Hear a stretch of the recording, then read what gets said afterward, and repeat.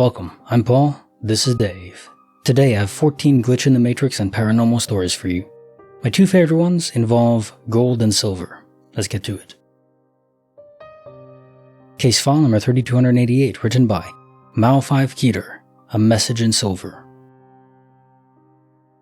I just recently had something happen with an earring. When I was in high school, I had these earrings. I wore them almost every single day for many months. I was obsessed. But one day, I figured they'd had their time in the spotlight, and I should probably give it a rest. I quite literally had not seen them in well over 14 years. I just moved states a few months back. I have, in the last year, gone through and taken inventory of every single object I own, twice. Did not see them once. Still hadn't even remembered they exist. About a month ago, I was having a really no good, very bad day, trying to pack for a big, stressful trip with way too little time left to accomplish the task. Couldn't find anything on my list. Spent hours looking for a box that didn't even have what I needed in it. Running in circles and not making any progress, just all around losing my mind and struggling to talk myself down from my own hellish loop of white-hot frustration. I returned to my room for the 10,000th time that day, and sitting right in the center of my pile of books was one of the earrings. These earrings were silver, unmistakable, and just so happened to be in the shape of an angel wing. The only ones of their kind I've ever owned. Just one of them, was so precariously and perfectly placed to get my attention that I instantly knew it had been placed there by someone else. I went downstairs and asked both of my mother and my brother where they found my earring. Neither of them knew what the fluck I was talking about. I feel deep in my heart that it was placed there by a spiritual companion. They don't quite like the word guide, so I used that instead. It came at a time when I really needed the reminder and really needed the help calming down and remembering that everything is going to be fine. I'm fine. It's fine. It's just a suitcase. I'm going on a trip. That's supposed to be fun. I already have everything I need right there at this moment. The rest will fall into place. I just need to do my best and breathe. I love these little incidents so much. They don't happen often, but they always make me smile because I know there's just no way. I hadn't even thought about those earrings in over a decade. I just moved houses twice and gone through every little thing 2 times over. They were shaped like an angel wing. They were so curiously placed and got my attention and calmed me down. Ticks all the boxes for me to consider it anomalous. Now I use it in my crystal arrangements as a reminder, especially since I obviously don't have the other earring. So this isn't really DOP, because you didn't actually lose them, you just put them away, tucked them over, and just put them to rest, you could say. And then one earring, only one, comes back, so a reappearance event without a DOP. And as you say, it is like someone knew you, and they arranged it in a way that you would know that it's someone related to you, probably a spirit of someone past that knew you. I don't know if you have any close relatives, maybe a friend that passed away, sadly. Their echo is still around, and that'd be my guess. Case file number 3289, written by, okay. The Couple in Red and Black. When I was staying at a resort, there was this couple. I only remember what they were wearing because they were matching. She was wearing a red top and black shorts, him a black top and red shorts. Anyway, we were leaving to go out, and we passed them in the parking lot. They were staying at the same resort. Keep in mind, they were on foot. We're in a car. We have driven probably 6 or 7 blocks now. We're almost at our destination when I see that same couple again, red and black outfits. To the point where I actually did a double take to verify. Same faces, same couple, same matching outfits, same ponytail the woman was wearing when we were in the parking lot, and they were still on foot, just walking and talking like they were before. What's weird though, is that a few days before that, I was looking for a private place to smoke at the hotel. I found a spot behind these huge shipment containers, like a bunch, so I went in between them and lit up, and called my friend on FaceTime and thought nothing of it. I was being quiet, or so I thought. Next thing I know, I'm hearing noise, like footsteps, but they're not too close. I peek my head out, and sure enough, it's that couple, and they look like they were looking for me. My gut feeling even told me they were looking for me. Always go with your gut feeling. I filled my friend in, then hung up, after they helped me plan my escape, just so I didn't drop my phone or anything while running. I wanted it secure. I'm now moving in and out of these shipment containers like a maze. They're still searching. Also, for some weird reason, there was no one else out. It was only like 10 p.m. Anyway, I have a clear view of them now, and I'm completely silent. They're standing about 50 feet away from me. There's no way they could know I'm there. They snap their heads around to the exact point where I'm crouched down at. I immediately lower myself, then peek out my head again when it's safe. They didn't see me. They walked around to the side of the containers, where I was earlier, and I made a run for it. I think they were wearing the same red and black clothes that night too. Hey, you said the thing. Trust your gut. Hell yeah. Very wise. It's almost like that movie again, The Adjustment Bureau, where he's being chased by aliens or angels or something that controls reality, and they seem to have like a, hidden information to where he'd be and what he's gonna do. There's a plan, and he's not supposed to deviate from it. I don't think it's anything related to that, but it could be aliens that are just posing. Like, if you think about it, you go to Star Trek and stuff. We have first contact policies where we're not supposed to directly introduce ourselves, make first contact, until the species is advanced enough. Starfleet still tries to learn about these cultures, either by observing them behind a hologram of a rock face, but they can see out, it's like a fake mirror. Or they actually infiltrate's the wrong word, but they go in and pose as some of the locals by changing their appearance. So could this be an alien couple with access to advanced technology? Would explain how they get around so fast. Why were they looking for you though, if that's the case? That's creepy. Case file number 3290, written by Ella Rato. The Gift of a Forgotten Thing. Years ago, when I was a teen, I had this brown headband with stripes. Both me and my mom love this thing, mostly because the top pulls open wide and it protects our head from the sun. Most headbands aren't made this way, and I have a knot in the middle. Anyway, I've had this thing for maybe 25 years. It moved with me to my dorm and other housing, with my mom regularly borrowing it. I haven't seen it for 2 years. I have searched for it everywhere, every little corner. I have decluttered both houses twice. It was just gone. I thought I lost it at least 10 years ago. Yesterday, I found it in a drawer I use regularly. There is no way it was in there all this time.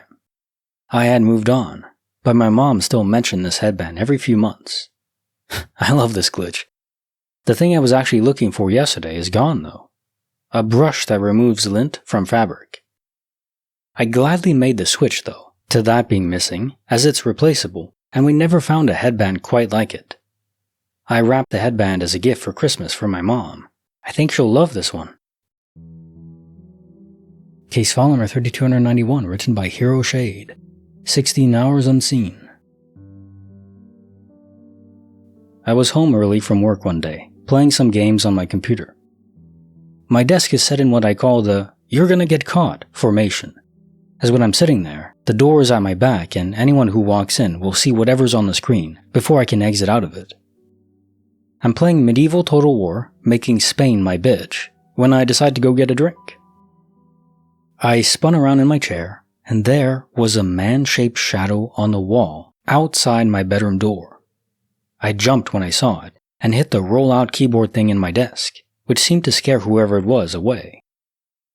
Now, the drawer next to my bed is the manliest drawer in existence. Its sole purpose is to store protection, cigarettes, and a .38 revolver. I grabbed the gun and swept my entire apartment. Every closet down to every cupboard. All the doors were locked, and I was completely alone.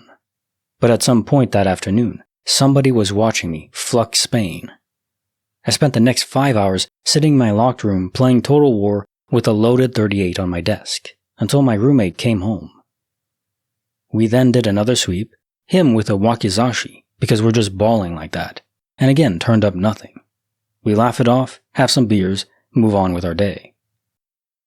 5 o'clock the next morning, I hear my front door open and slam shut. Both me and my roommate ran out into the living room. Nothing was missing, but now that meant somebody had been hiding in our apartment for at least the last 16 hours or so, and we never found them, not even when we searched every last corner of that place. Case file number 3292, written by Ayan WH, the Loveseat Anomaly. My cat has a bird toy on a string he loves. The bird is about 15 centimeters tall and maybe 10 centimeters wide, so not tiny. We play on the Loveseat and only when he's eating. He'll eat a bit, jump up on the couch, and play for a bit, then get down to eat a bit more, repeat. We played like this for years, and he always leaves the toy on the couch. While he eats, I flick through Twitter or whatever because it's only maybe 30 seconds between playing. I live in a bachelor apartment, so the main space we're in is maybe 5 to 6 meters by 4 to 5 meters, so not huge. Last night, we're doing the usual. He gets down, I'm looking at Twitter, he gets back up. The toy isn't on the seat. I move him because he must be sitting on it. Nope. I check the floor. Nope. The spaces in between the cushions. Nope. I get up and take the cushions off the couch. Nope. I lift the couch. Nope. I look around everywhere where he eats. Nope. I'm so confused and a bit weirded out. I spent the next 25 minutes absolutely tearing the room apart. I mean it. I'm looking in places I would have to physically put the toy in. I turn on all the lamps in the overhead light. I look under the couch and take the cushions off maybe 5 times. I take the mattress off the bed. I take the sheets off the bed. Nope. I looked in the kitchen even though neither of us went in there. I literally check every possible nook and cranny and it's just gone. I spent another 20 minutes or so, this morning, doing the same thing and still nothing. My apartment is tiny, so it's not like it's hiding among a big mess. I had a moment of genuine panic, thinking I either had some sort of severe break with reality for the first time in my life at age 38, or something literally unbelievable happened. I don't know whether to check into a mental hospital or what. Also, for about 5 to 10 minutes after it disappeared, I had a slight headache, though of course it could be unrelated or just stress-induced. Case file number 3293, written by Unknown9423, a visitor in gold. So, for a long time, I thought I was losing my mind. I spent months thinking my mental health was turning into something bad, but one day, I was staying at a hotel, B&B type thing, above a small bar. It was evening, I was tired, so I unpacked, neatly, because that's what I do to feel homely, away from home. And I jumped into the shower, with a good recollection of locking the door to the room beforehand. When I got out of the shower, I went into my drawers where I saw a gold-barreled lipstick with glitter woven through it on top of my folded pants, and as I opened it, bright red, a color I don't wear and do not carry. This lipstick was nothing that resembled any of my other 2 or 3 lipsticks I had. It was a branded lipstick that I knew I couldn't afford, but yet it sat on top of my perfectly folded sweatpants, as if they led them intentionally. I checked the whole room, nothing else had been touched. I was not too heavily panicked, because it was just a lipstick at the time. It did weird me out, but I assumed because of my mental health, I'd been missing parts of my memory or something.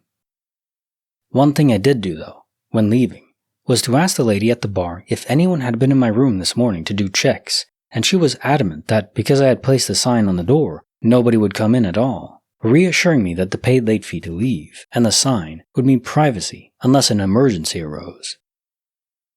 As time went on, and I learnt more and more about the matrix system, Mandela effects, simulation theory, and the rest, I came to realize that the lipstick event was just one event in many, many scenarios that led me to revelatory understandings.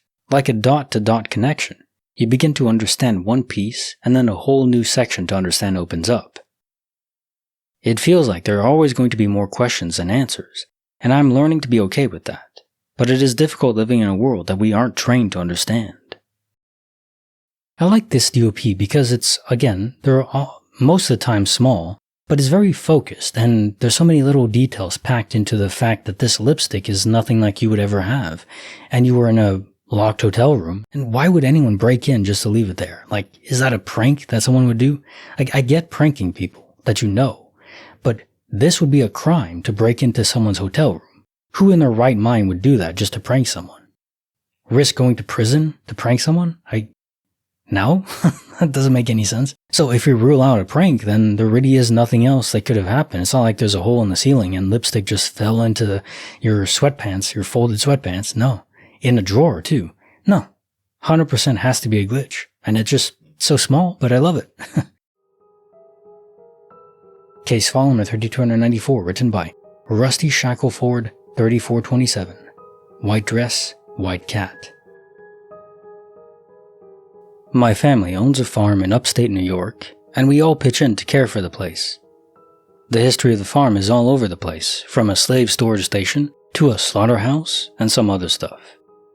We're not entirely sure what the truth is. One day, when the whole family was there, I walked into the loft in the barn and found this stapled pack of paper just sitting on the counter. It looked like it was written on a typewriter about 100 years ago, but it was stapled and clean cut. This packet gave an extremely detailed history of the farm. By detailed, I mean it named the family that built it, all previous owners listed chronologically. It was creepy, and I immediately called my cousins to look at it. We were flipping through the pages and got to this story about a girl that was murdered at the farm on a prom night, wearing a white dress. We went to get more of the family and left the packet right where I found it. When we came back, literally less than 2 minutes later, it was gone. We saw nobody go in or out of the barn, and when I asked all my uncles and aunts about it, they had no idea what I was talking about. They thought me and my 2 cousins were playing a joke on everyone. This was about 10 years ago. So there's been this long-running joke about the girl in white and how she's out to get us. So we planned this elaborate joke where one of us got our cousins really drunk and dressed a friend in a white lab coat to walk around the lake. The night we did it, it was too dark around the lake for us to see this white, so he ended up just putting the lab coat down and coming over to hang out with us. As we were sitting there, joking and drinking, we noticed this all-white cat perched on a rock just watching us. We have barn cats, but we have never seen one before or after the said incident. As soon as we noticed this cat, it jumped off the rock and was gone. To this day, we have no idea where that cat is or where that packet went. Okay, so white dress, white cat, there's a connection there in color, but it seems loose. If you die and your echo is still present, can it fuse itself into another animal? Maybe. Maybe that's the only way it can get around and move beyond its restricted zone where it's tethered to emotionally. So it's within this cat, which was her, not reincarnation, just kind of possession. I don't think in a malicious way. She was probably seeing what you were doing, dressing up in this white dress and thinking, okay, I guess I'll give him a glimpse of the real thing. Case file number 3295, written by Anonymous. Colonial Echoes. In January of this year, I was in Sisophon, Cambodia, middle of nowhere, with my brother and 2 traveling companions. We were staying in the only hotel in town, which is a huge and very old French colonial building. 14 feet ceilings, hardwood floors, solid teak doors, crown molding. You get the picture. There were only 2 other groups of guests in the place. One was a Chinese woman and her mother, and one was a group of 5 aid workers of mixed nationality, ranging in age between their early 40s and late 20s. The hotel was 5 stories, so each group had an entire enormous floor to itself. At this point, the 4 of us had been traveling together for 3 months in very cramped quarters. Rooms were only $4.50, so we took the opportunity to spread out to the opposite ends of the floor and all have a room to ourselves. I was dead asleep when the very heavy door to my room started slamming repeatedly against its frame. It was locked, and it was as if a strong man was shaking it violently back and forth by the handle. I had been woken up this way multiple times by traveling companions, so I rolled over and checked my watch. When I saw that it was 3:30 a.m., chills ran down my arms and up the back of my neck, because there was no way anyone I was with would be awake at that time. I bolted out of the bed, got in a fighting stance near the door, and said in the least terrified voice I could muster, "Hello?" The door abruptly stopped shaking. I stood there, straining to hear footsteps over the blood pounding in my ears, but none came. I started walking back toward the bed, but then heard the unmistakable sound of hundreds of children running and laughing. It sounded as if the hallway was packed full with a stampede of ecstatic grade schoolers, sprinting past my door. After about 30 seconds, the sound of the children faded away. I stood in the middle of the room, completely clueless as to what to do. Before this, I did not believe in anything supernatural at all. I couldn't believe what had happened, but I was completely terrified. So I decided the only thing for me was to sprint to my brother's room and find out if he had heard any of it, or if I was just dreaming. I opened the door, ran as fast as I could down the hall, and almost ran smack into him coming around the corner. He had had the exact same experience. We went down the hall and knocked on the third guy's door, but he didn't answer. We were pretty freaked out, so immediately assumed he had been abducted by the Ghost Child Army. We went to the fourth guy's room and found the third guy in there, in the same state as us. Both of them had experienced everything I described. The next morning, we tried to ask the proprietor if they knew anything about it, but he spoke zero English, and our grammar didn't extend past please, thank you, and 1 to 10 all the way up to metaphysical horror, so we didn't get very far. Believe it or not, this happened to my friends and I. As I said, before this, I did not believe in the supernatural. I don't know what to believe now, but I know what happened that night, and it was definitely paranormal. Case file number 3296, written by Cajun Turkey. The Vulture Illusion. One morning, during my high school years, I was driving to school with my brother. We just left our home and were going down the highway towards school. The highway we were on had a line of trees on the left, near the side of the highway, and a long ditch that runs on the right side of the highway with a huge sugarcane field. As I was driving down the road, I noticed a huge black bird, about a football field length ahead of us, flying down from the top of the trees to the left, and flew down to the ditch on the right side of the road.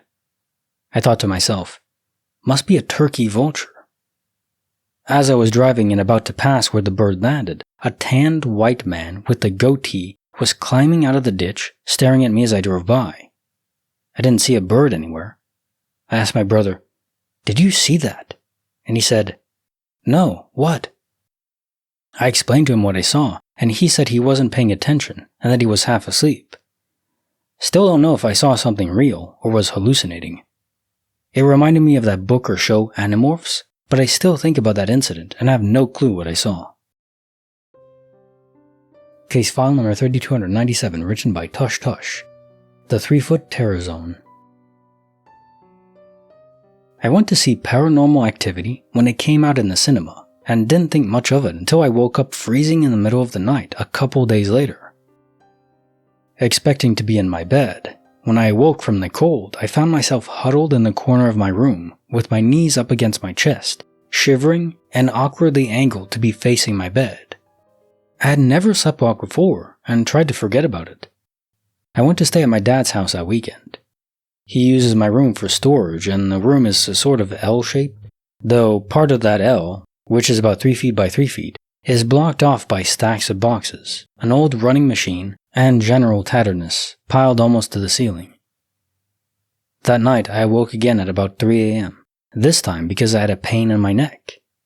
I found myself in the blocked-off alcove, squished lengthways in the 3-foot gap between the walls, somehow with my duvet. I have no idea how I managed to climb over all the boxes, especially with my duvet. When I tried to get out, I was completely unable to climb over the massive boxes, and had to dismantle the structure.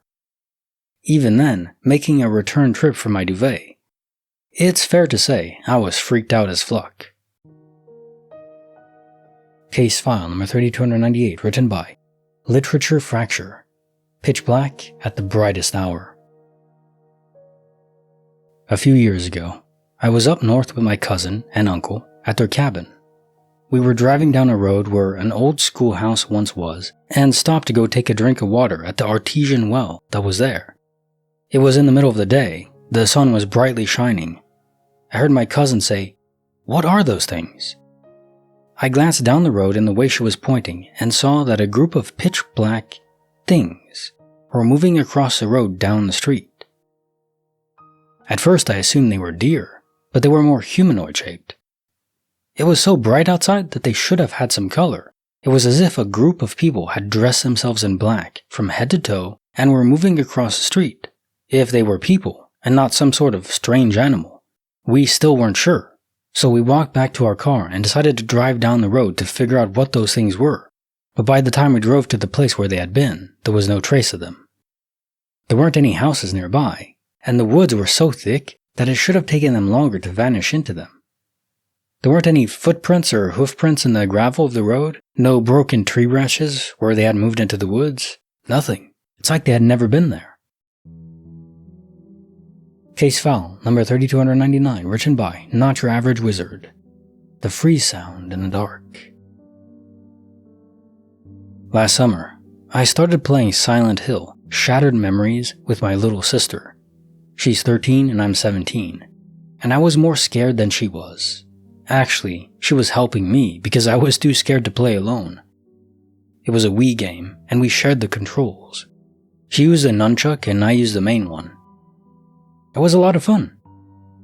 We were almost at the end of the game when we went to spend a weekend at my aunt's apartment on the seaside. The building was totally empty. There were only 2 other families and us. That alone was pretty creepy, but we brought along our Wii and continued playing as always.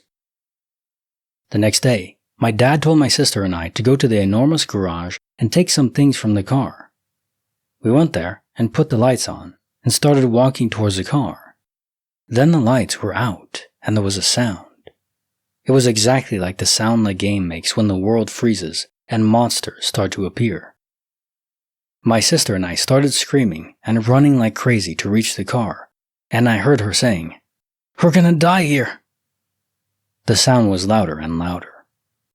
I somehow managed to open the car's door and we jumped in, panicking. We locked ourselves in the car. Everything was now silent, and the only thing we could see outside was absolute dark. Then my dad came to look for us because it was taking us too long. The lights came back and everything was normal. But holy crap, we were so scared.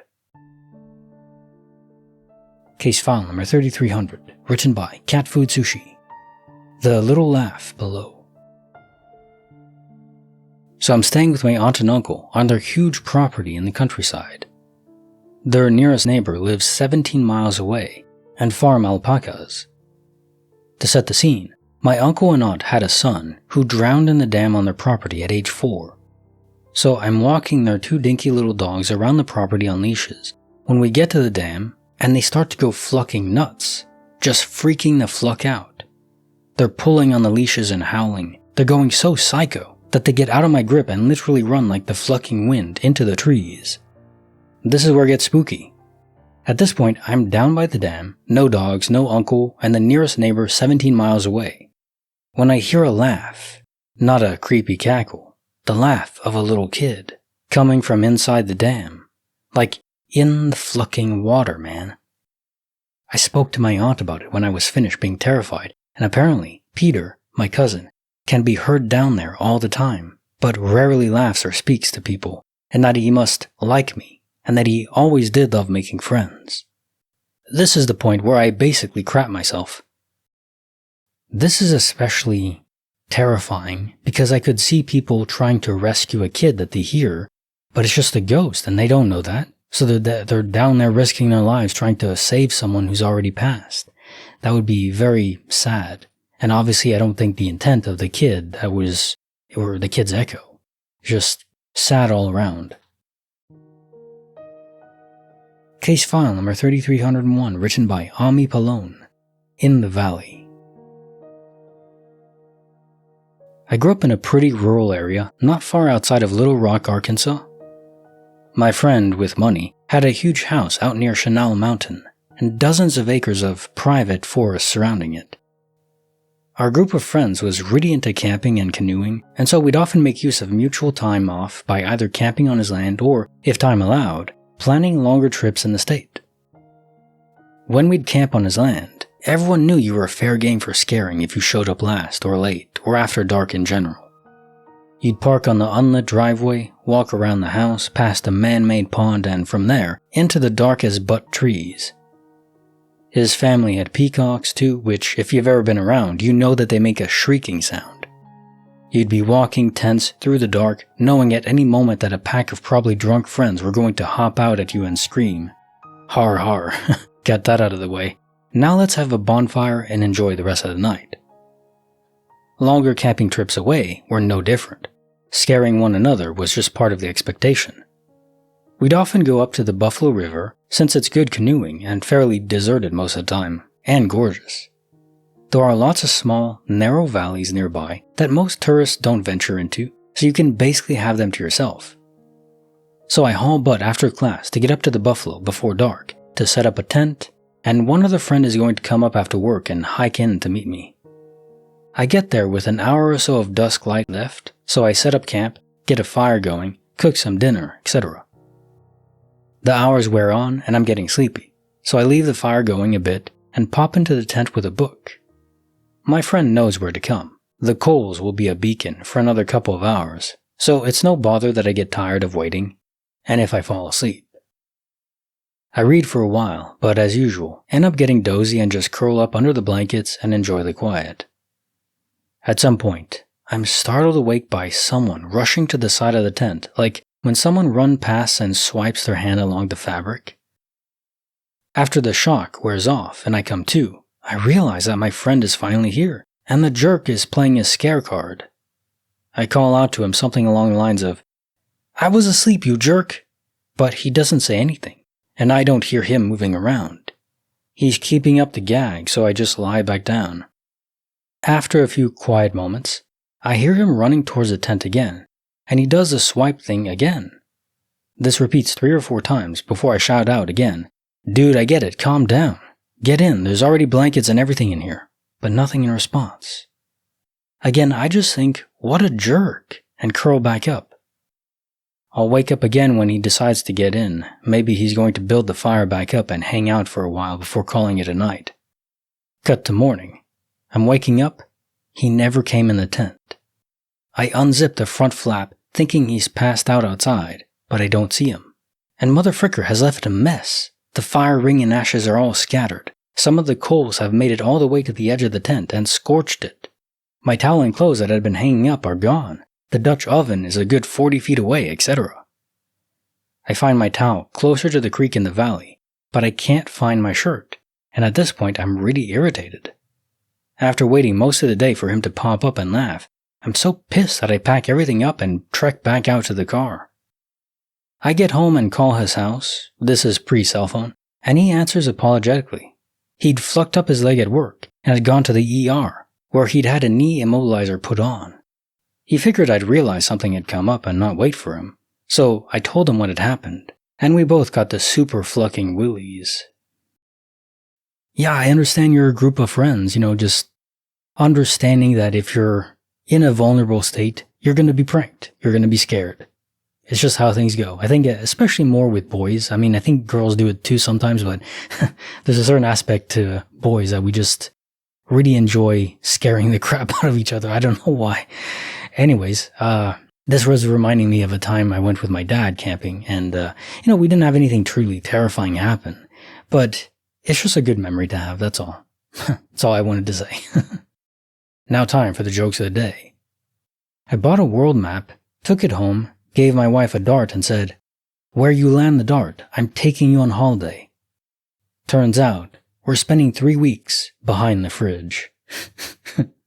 When a woman has a baby, why is it called a delivery? It's pretty obvious that it's takeout. A lady was looking for a turkey, but couldn't find one big enough. She asked the stock boy, "Do these turkeys get any bigger?" The stock boy replied, "No, they're dead." What do you call it when a naked person sits down? A moon landing. A friend said she did not understand cloning. I told her, "That makes 2 of us." Video up here. YouTube thinks you'll like it. Check it out. Don't forget to like the video and subscribe. See you guys next time.